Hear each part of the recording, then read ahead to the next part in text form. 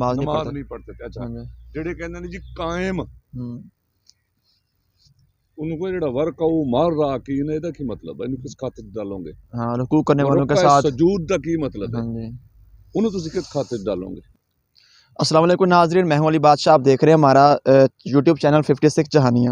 جیسا کہ آپ جانتے ہیں ہم آپ کے لیے جہانیہ کے مضافات سے بہت ہی دلچسپ سٹوریز لے کر حاضر ہوتے ہیں. تو آج ہمارا اچانک گزر ہوا چودھا چک کے قریب ایک چھوٹا سا قصبہ ہے.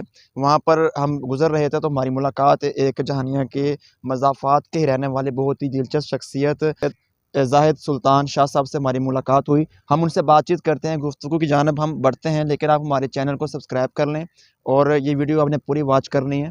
تو بلا کسی انتظار کے ہم اپنی سٹوری کی جانب بڑھتے ہیں. جی السلام علیکم سر، کیا حال ہے آپ کا؟ وعلیکم السلام، الحمدللہ. جی آپ سنائیں، خیریت ہے؟ الحمدللہ. سر سب سے پہلے تو آپ کا بہت بہت شکریہ کہ آپ نے قیمتی ٹائم میں سے ہمارے چینل کے لیے آپ نے ٹائم نکالا. جی آپ کا بھی بہت شکریہ. شاید یہ پہلا انٹرویو ہوگا جو میں دے رہا ہوں، ورنہ میں نے انٹرویو کیے ہیں. تو آج مجھے بھی مہمان بننے کا جو ہے وہ شوق تھا، سمجھے وہ پورا ہو گیا ہے آج. شاہ صاحب، پہلی چیز ہم ایسا ایسا میں کویشچننگ کی طرف آؤں گا، لیکن پہلی چیز جو سب سے اہم آپ کی شخصیت کے اندر بائی نیچر قدرتاً شروع سے موجود ہے کہ آپ کی آواز جو ڈب آپ کرتے ہیں بہت ہی ماشاءاللہ متاثر کن ہوتی ہے، مسحور کن ہوتی ہے، کانوں کے اندر رس گھولتی ہے. اس کا کیا راز ہے؟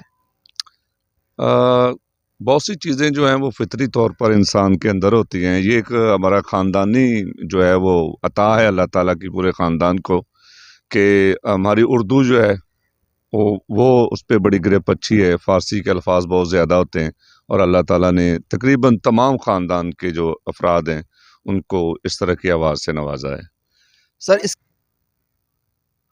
سر اس کے علاوہ ہمارے ناظرین کو آپ یہ بتائیں کہ کتنا عرصہ ہو گیا اس فیلڈ کے اندر، ویڈیوز کے اندر آپ ڈب کر رہے ہیں اور یعنی کہ انٹرویوز آپ لے رہے ہیں. یہ آپ کا شوق تھا کہ آپ اس کو پروفیشن بنانے کے لیے آپ اس طرف آئے؟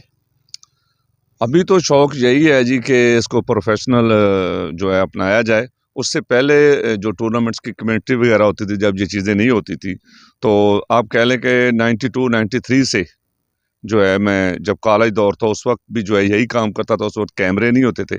تو اب جو یوٹیوب چینل آ گئے ہیں تو لگا لیں صاحب 22 سال یہ ہو گئے، اور 30 سال ہو گئے مجھے یہ کام کرتے ہوئے، لیکن یوٹیوب پہ مجھے آئے ہوئے 2 سال ہوئے ہیں.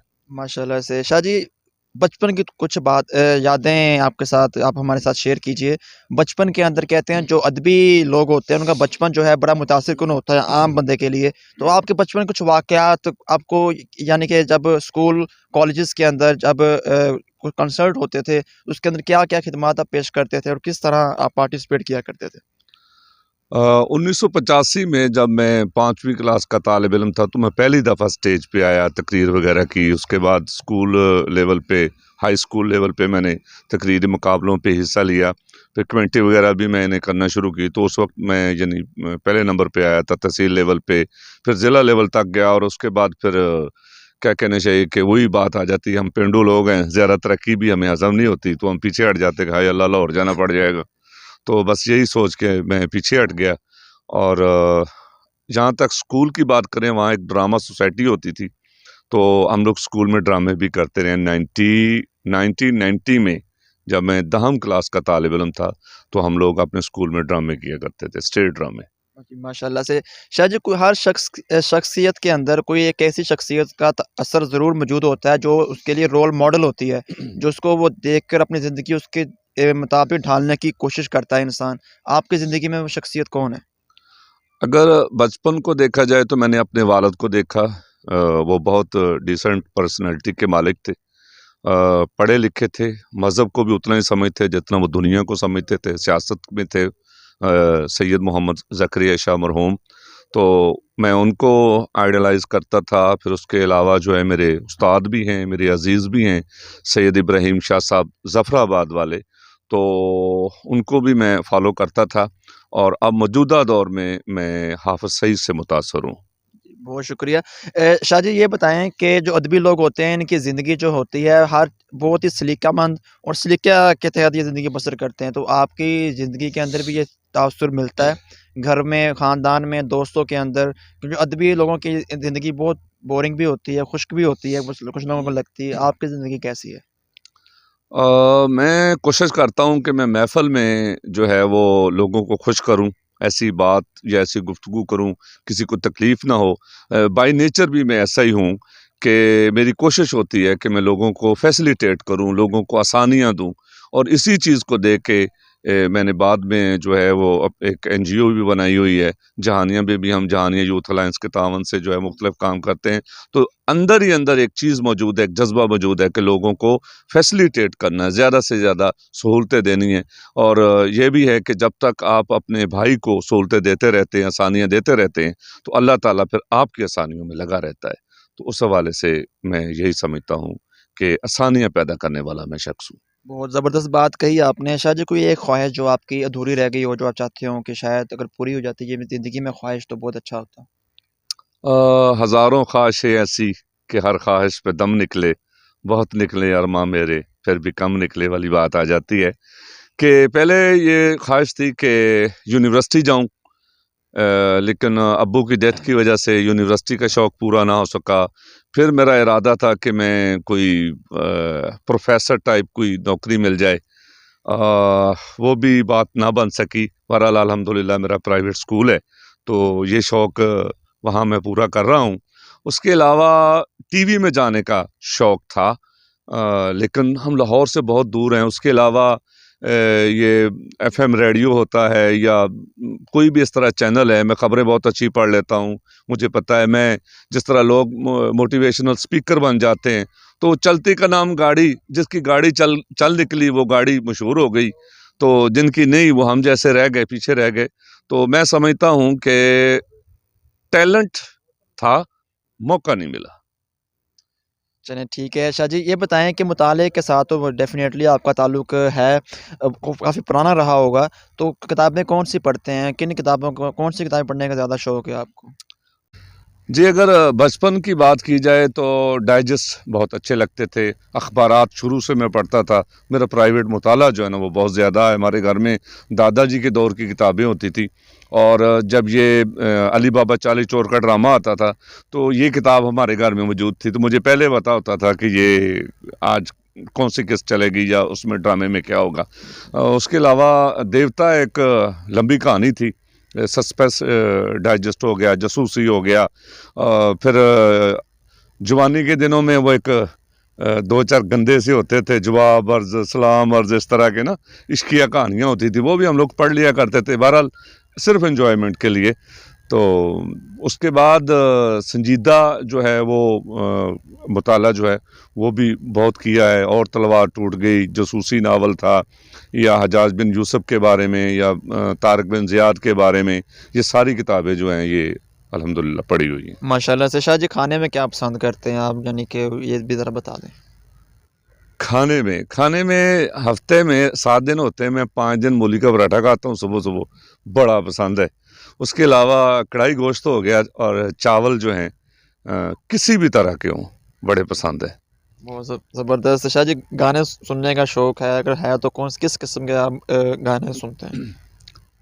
बचपन में शायद सुने हों, या कॉलेज के दौर में ज़्यादातर मिल्ली नग़्मे सुनने का शौक़ था।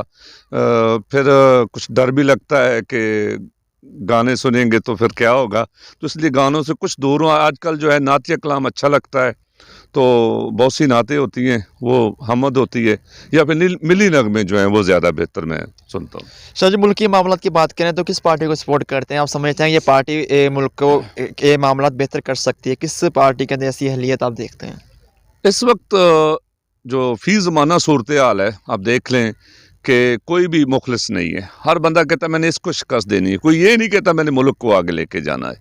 तो इस वक्त एक नई जमात लॉन्च हुई है, एडवोकेट है लाहौर के खालिद सिद्धू साहब, उन्होंने लॉन्च की है मरकज़ी मुस्लिम लीग के नाम से। तो मैं समझता हूँ कि ये एक धमाकेदार एंट्री होगी सियासत के मैदान में, और अंबिया वाली सियासत इंशाअल्लाह जो है इस प्लेटफार्म से होने जा रही है। बहुत ज़बरदस्त। सर आप ये समझते हैं कि हमारे स्कूल्स के अंदर ऐसे फेस्टिवल का इनकाद होना चाहिए कि बच्चों को पॉलिश किया जिनके अंदर बाय नेचर ये क्वालिटीज़ हैं कि वो मीडिया के अंदर आकर कम्युनिकेशन कर सकते हैं, बोल सकते हैं, उन्हें इतना वो फ़िल्म इल्म अल्लाह ताला ने दिया हुआ है, तो उनको पॉलिश करने के लिए कोई ऐसा सिस्टम होना चाहिए स्कूलों कॉलेजों के अंदर? भाई हमारे दौर में तो बाकायदा जो जुमेरात को जो है बज़्म अदब का प्रोग्राम होता था, मुख्तलिफ ट्यूटोरियल ग्रुप्स बनाए जाते थे और उसमें जो है वो ऐसे बच्चों की सलाहियतों को उजागर किया जाता था जो तकरीर करते हैं, उनको तकरीर का फ़न सिखाया जाता था। उसके अलावा जो मिली नगमा या हमद वगैरह या नात के, तो वैसा जैसा था उसको वैसा ही फैसिलिटेट किया जाता था। तो अभी भी ज़रूरत है। जी, ये बताएं कि जो लोग आपको सुनते हैं, आपकी आवाज़ से काफ़ी मुतासिर हैं, उनकी नसीहत देना करना चाहें, कोई पैगाम देना चाहें, एडवाइस करना चाहें एंड में? ऐसा ये है कि कहूँगा कि जो हमारी वीडियो होती है उसको लाइक करें, उसको सब्सक्राइब हमारे चैनल को ज़्यादा से ज़्यादा करें, ताकि जो है बेहतर तरीके से हम आप तक वीडियोस पहुंचा सकें। उसके अलावा आइडियाज़ भी दे सकते हैं हमारे निजी जो है चैनल है उस पे भी, और निजी नंबर पे भी जो है रब्ता कर सकते हैं।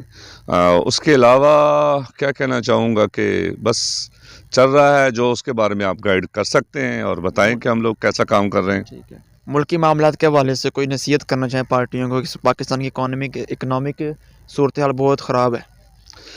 बस इतना ही मैं कहूँगा कि जितना हम खा रहे हैं, चलो वो तो खा रहे हैं, ज़ाया तो ना करें ना।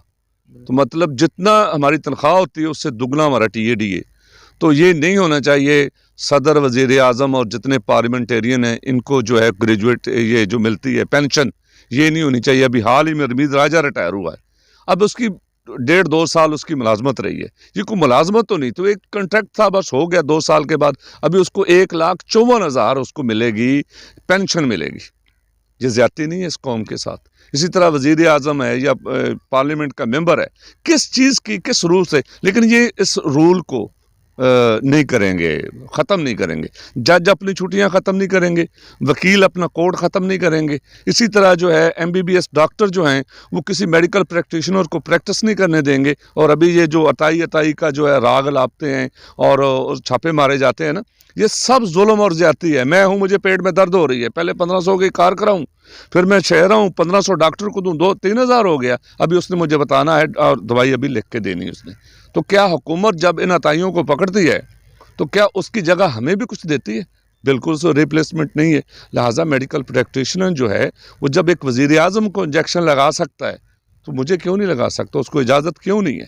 तो इस तरह फैसिलिटेट करने की ज़रूरत है, ना कि सिर्फ MBBS को ही जो है वो डॉक्टर बनाया जाए। और ये जो कंपनियां MBBS डॉक्टर्स को क्लिनिक बना के देती है करोड़ 1.5 करोड़ के, तो इस चीज़ का भी एहतसाब होना चाहिए। बहुत ज़बरदस्त बात की सर आपने एंड में। आपसे कहा दोबारा फिर हमारे अपने चैनल की तरफ से शुक्रिया अदा करूँगा। बहुत शुक्रिया, आपने कीमती टाइम दिया। आपका भी बहुत शुक्रिया। तमाम सामीन नाजरीन को जो है मेरी तरफ से बहुत बहुत अस्सलाम वालेकुम। जीते रहें, जहाँ रहें आसानियाँ तकसीम करने की कोशिश करें, अल्लाह भी आपको आसानियाँ अता फरमाएगा। बहुत शुक्रिया। ये थे सैयद ज़ाहिर सुल्तान शाह साहब जो कि 56 चैनल के ऊपर डब करते हैं या इंटरव्यूज़ करते हैं। बहुत ज़बरदस्त किस्म की बातें की। आप उम्मीद है करता हूँ आपको पसंद आई होंगी। इस तरह की मज़ीद स्टोरीज़ और इंटरव्यूज़ के लिए आप हमारे चैनल को देखते रहें, सब्सक्राइब करें जिसने सब्सक्राइब नहीं किया हुआ, और शेयर करें हमारी वीडियो को। आपके तावन का बहुत बहुत शुक्रिया। अपना ख्याल रखिएगा। अल्लाह हाफ़िज़।